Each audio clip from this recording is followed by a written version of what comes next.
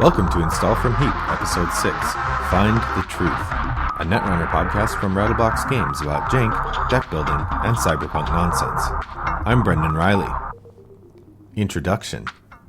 Hello, welcome to Install from Heap. I'm pleased to introduce my special co-host today, Avery Riley. Can you say hi, Avery? Hi. She's a little nervous, so I think she's going to have fun. So Avery is my daughter, and she is my primary Netrunner opponent and partner. So we've been playing Netrunner for, what, about a year and a half? 2 years? Nearing 2 years. Nearing 2 years. For a long stretch, we just played with each other. We had the core set and a couple of the deluxe expansions, and really about maybe 8 months ago, I started buying more data packs and really aggressively learning Netrunner a bit better. And you've been learning along with me, haven't you? Yeah, definitely. So, Avery and I both play a lot of board games, but Avery likes Netrunner a lot. So, what do you like about Netrunner, just generally? I like the way it plays and the different types of cards and how there's always a variety. So, do you like deck building, or do you like to use decks that other people build for you? Deck building, definitely. What do you like about that? I don't know. It feels original. More original than some other games.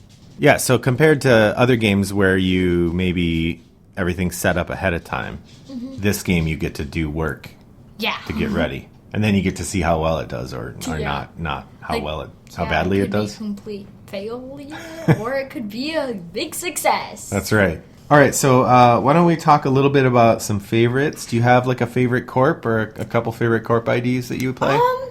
I like Wayland and Jinteki. Oh, yeah? Yeah. Yeah, I know you do, because those hurt when I run your Wayland decks. Yes, I like, and if you know, the common thing between the two is killing. So you really like the decks where instead of having to score out your agendas, you're going to kill your opponent. Yeah, I like killing my opponent. You've been toying with the Builder of Nations in Wayland, right, with the advanceable ice? No, that's you. Well, what's the Wayland one you've been using? I think it's Builders of Nations. No, it's Argus Security. Oh, okay. Tell us about Argus Security. Argus Security says whenever the runner steals an agenda, he or she must either take 1 tag or suffer 2 meat damage. And the flavor text is, "We never sleep." Oh, yeah. So you have been trying to build a lot of decks that do kind of incremental damage and then strike a big blow with like a punitive counterstrike or a scorched earth. Yeah, I usually base I do a lot of Scorched Earth. I have yet to include the card Boom. Oh, okay. Yeah, we don't play very much with the super new cards yet, do we? We should. So what about runner side? Do you have some favorite runners? I have one, and Adam.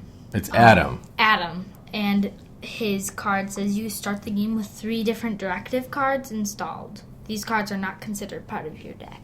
So Adam is one of the mini faction. Yeah, he's a mini faction, but I really like. Right. So I, as listeners know, I really like the Sunny mini faction. I'm a little slower. Tell us a little about Adam. What's his deck play like? Adam plays like it's like up and going. So if you're playing against you get. So it says you start with 3 directives, right? What do those do? These directives, since Adam is a cyborg, they have a automatic thing. They have 2 automatic things, a good consequence and a bad consequence. There's always be running, find the truth, safety first, and neutralize all threats. So you just read 4, but I thought you said you start with 3. Can you explain that? So the original Adam came with 3 cards, but they released another one, Find the Truth, which we have, and it just adds some decision making. You have to decide which ones. I usually start with safety first, neutralize all threats, and find the truth. So you don't need to read all 3, but remind us what those do, the 3 that you like to start with. Neutralize all threats says, the first time each turn you access a card with a trash cost, you must trash it by paying its trash cost, if able. Whenever you access cards from HQ, access 1 additional card. Oh yeah, so it's like starting with an HQ interface, but you're also stuck trashing things. So I haven't built a lot of decks that try to get you to trash a lot of stuff, but there could be some decks where you get stuck using up all your money on trashing. Yeah. The other two I like to start with is safety first. Safety first. Your maximum hand size is reduced by 2. When your turn ends, draw 1 card if you do not have cards in your grip equal to or greater than your maximum hand size. So that one, your hand size gets reduced to 3. Doesn't that make it hard to survive? So the card Beach Party is, again, it has a upside and a downside. Its upside is your maximum hand size is increased by 5. When your turn begins, lose a click. Oh, so you're starting with 1 less click, but you've got more cards. Yeah.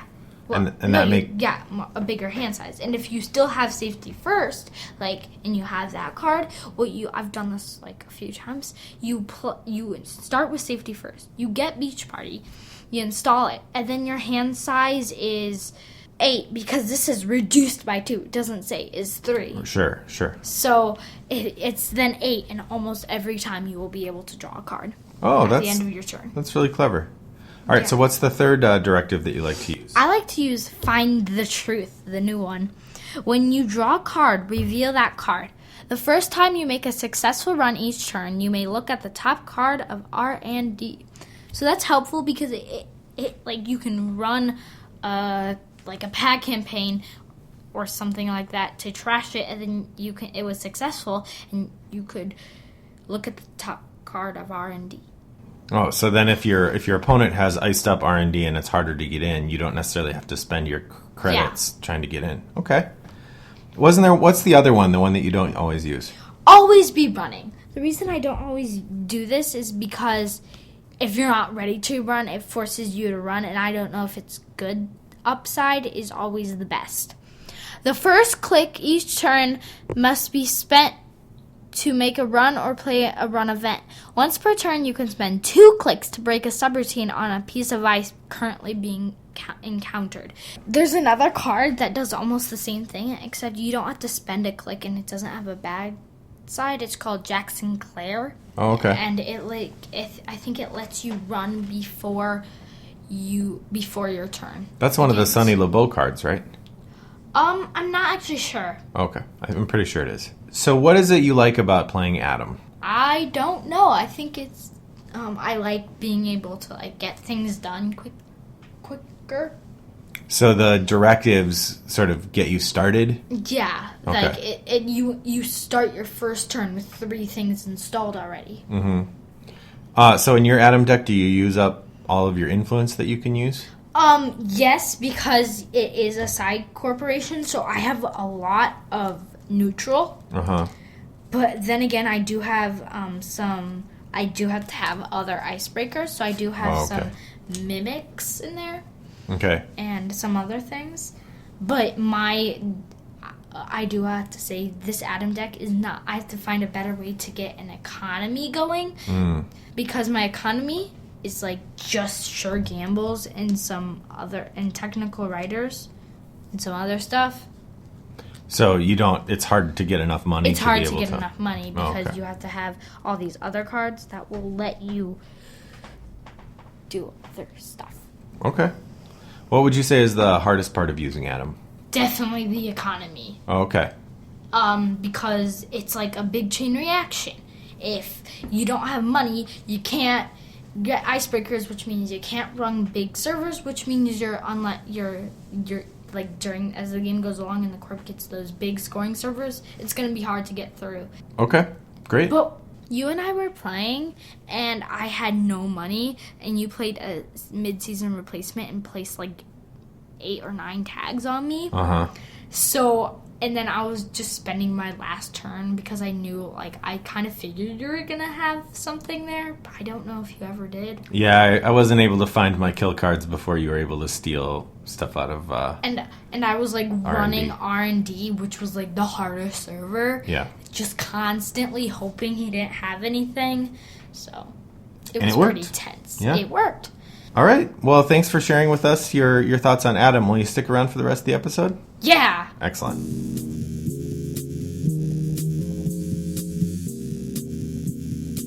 Independent thinking. So for this part of Executive Boot Camp, I wanted to talk a little bit about where we play Netrunner and how we play Netrunner. So you and I play in a couple different ways. Yeah. Sometimes we play on the dining room table with our cards. Yes. That's my favorite way to play, because you actually get to play with cards. And when you go to tournaments, you usually play with cards. Right, so you want to be practiced at Yeah. playing cards. We did go to our local gaming store one time and played there. Yeah, it was supposed to be a tournament, but only the store owner. Yeah, it was just the store owner and you and I. We haven't gone back yet, but we will again sometime. We just have a very busy schedule. Yes, definitely. But sometimes we also play online, right? Yes. Sometimes we play online. We play online through Jinteki.net. Sometimes we've done this a few times. We've sat together and we've played someone else to help each other and learn together. Mm-hmm. And other times we've just played against someone else. Sometimes we've played against each other when we didn't have time to set up the cards. Yeah, so sometimes if we're in a hurry, it's easier just to hop on two computers and play together. And so now I've also played a little bit through webcam. Oh, really? Yeah, I did not know this. We haven't tried that much, but it looks like probably that'll be something I'll do kind of a couple times a month is set up a webcam and play against somebody. I don't need to do that to you, though. Or with you. Yeah. So how do you think when you and I are playing against each other fairly often, how do you think that shapes the way that we build our decks? I think when we play against each other, I see what cards you have and put in your deck. So I think what I'm going to do with my Argus security deck is I think I'm going to go in there and throw a few mid-season replacements in there. Well, yeah, I mean, we learn from each other. So those are definitely kill cards. Because you really like Adam, and so most of my decks tend to do pretty well against Adam because when I play you use Adam a lot. So if I build a deck that's not going to do well against Adam, I'm not going to do well. True. And I think I'm starting to shape my Adam deck around different types of Corp decks so that I can defeat anyone. Mm-hmm. Have you noticed, has our play changed much since I started following blogs and podcasts more? Yes, definitely. You have gotten much harder to defeat. Well, it can't be easy to defeat Dad all the time. I guess. So you would say it's good to have a variety of different ways to play? Yeah, it's very good to have different decks and varieties. Okay. Maybe in future we'll try some of the alternate deck building formats like the 1.1.1.1 deck. Didn't you try that? Yeah, actually the last time we played I was using some decks of those, but you haven't built with that yet. Nope. The other challenge we have for playing with cards is that we share one big set of cards. Yeah. So sometimes we have in the past had one of us does a Corp deck and one does a runner deck. Lately we've been sharing a little bit more because we have 2 core sets and I've bought one of the champion decks so we have a few more doubles of some of the important cards. Flavor of the week, Adam's directives. Adam is an emancipated bioroid, meaning that he's supposed to be a clone working for the corporations, but he's gone off on his own. He's a rebel. He's hacking because he has to, but also because he likes to. This week for the flavor of the week, we'll look at Adam's directives and say, how do they stack up to the usual flavor? All right, so pick a directive to talk about. Tell us about the art and read the flavor text. Neutralize all threats is he's like really red and he looks evil. He looks mad and he's spinning this red thing really fast. Okay. And it's like a swirl, and the flavor text said, the third directive requires a bioroid to preserve its ability to function and report frequently to Hasbioroid for repairs and updates. So the difficulty Adam has there is that he doesn't check in for repairs and updates. Yeah. You said that the art in that image looks kind of dangerous or wild. Yes. Okay. Wild. We've got one here, safety first. It says the first directive forbids a bioroid from harming or through inaction allowing harm to befall a human being. So here, Adam, we see Adam sort of holding up his hand in a stop motion and there's light flying around like he's protecting somebody. Always be running is one of them. And the picture is like a blue eye with his kind of face, but just his right eye or left eye, one of the eyes. And it's like really blue and there's flying things dashing through it. And it looks like a robotic guy. And this flavor text says, the second directive requires a bioroid to complete its primary function above all other considerations, save the first directive. So that means he has to do his primary function unless it's going to harm human beings. And then the third one says he has to check in with Haas Bioroid. So the last one, the one we got, says find the truth. And it's sort of a picture of Bioroid's head, or maybe Adam's head, kind of breaking open with his brain showing. Oh, I kind of thought it as like it was bursting open to like search something, because it's finding the truth. It looks like it's searching for something. Yeah, so his brain is going out onto the internet to search. And it says, all Bioroids are bound by the 3 directives. But in theory, a Bioroid could have any number of core directives, even 0. So if Adam is supposed to be a Bioroid that's broken out of its chains, the idea that it can turn on and off some of its directives, or maybe have different ones than are originally installed. And have more. That's pretty cool. I think this is an additional one. I mean, it was an additional. So do you feel like these directives help you understand Adam better and play it better as a mini faction? Yes, because I think it kind of like gets me into it and kind of like sets up this feeling. Mm-hmm. Like, what about the art? Does the art feel like it fits the cards? Yes, definitely. If you can tell that all of them are robotic, and Safety First has like a robotic hand. Sure, he's protecting. I think the art for neutralize all threats is a little bit abstract. I don't really understand it. Like the Safety First, it looks like he's protecting. Yeah, I agree. I totally agree. And I think mechanically, the idea that you lose 2 of your card size, but you get to keep drawing, it sort of speaks to he uses part of his energy protecting the people he's supposed to protect. That makes sense to me. Yeah, you're right. The always be running, if his purpose is to run, that makes sense, although I'm not sure that the I means anything to me art-wise. I think I don't really get it. So if you were going to give these directives a letter grade, what would you grade them? A through F? Neutralize all threats. Just do the whole package. Oh, the whole package? Uh-huh. B+. B+. So pretty good. Pretty good.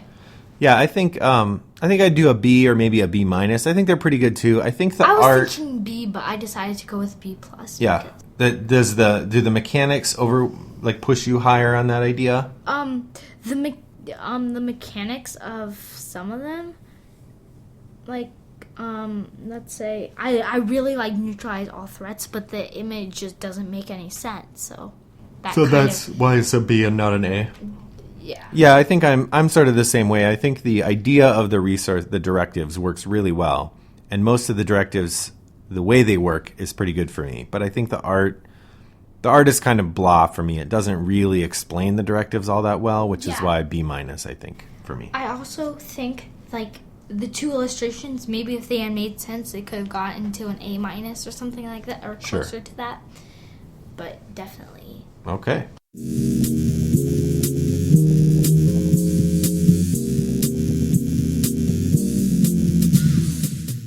Well, Avery, I want to say thank you for joining me here on Install from Heap. Did you enjoy yourself? Yes, very much. Do you think you'll come back again sometime? Probably. And would you be interested in playing Netrunner with any of our listeners if they wanted to? Yeah, of course. Okay. Well, so they should email me at brendan@rattleboxgames if they want to get in touch. All right. Say goodbye, Avery. Bye. Well, that wraps up Install from Heap episode 6. If you have suggestions for future topics or comments on the show, I'd love to hear them. You can send email to brendan@rattleboxgames.com or tweet to rattleboxgames. You can also visit our website, rattleboxgames.com, to subscribe to our newsletter, or follow the link to our forums on BoardGameGeek.com, where my username is Wombat929. I'd always enjoy losing a game of Netrunner to you on Jinteki.net, where my username is also Wombat929. See you next time. But until then, remember, when all your best cards end up in the trash, you can always install from Heap. Brought to you by Rattlebox Games. Hi, this is Rob, the Dungeon Master for Rattlebox Games podcast, The Matter of Drag. I'm here with our 3 players. One word. Why should people listen? Bernard. Yeah! Larn. Piglets! Can I try again? All right, Raven, bring them home. What's your one-word reason for why everyone should tune in every other week to the Matter of Drag podcast? I mean, fire? Fire. Yes, fire. Do I not get another chance? In Dungeons & Dragons promos, as in life, there are no second chances. But you get a chance every other week to listen to us. See you there.